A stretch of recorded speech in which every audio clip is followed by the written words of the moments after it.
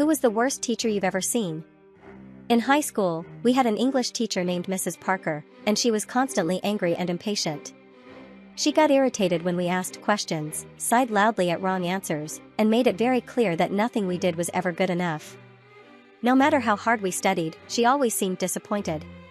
One day, she suddenly slammed her textbook shut and shouted, "This is the worst class I've ever taught. Not one of you can even form a proper sentence." The thing was, we had studied. Even Jason, the kid who literally brought a pillow to class every day, had memorized his oral exam.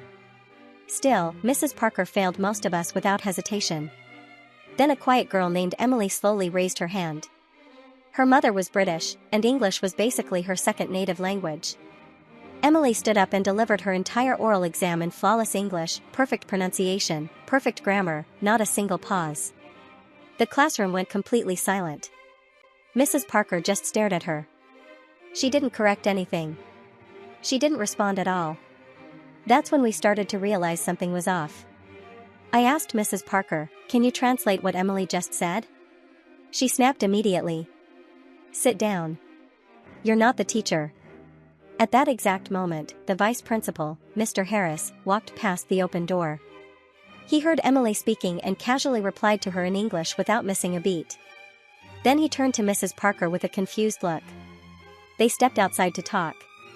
A few days later, the truth came out: Mrs. Parker didn't actually speak English. She had been teaching straight from the textbook all year, memorizing answers and avoiding real conversation. Her credentials were fake. The following week, we had a new English teacher. It was Emily's mother.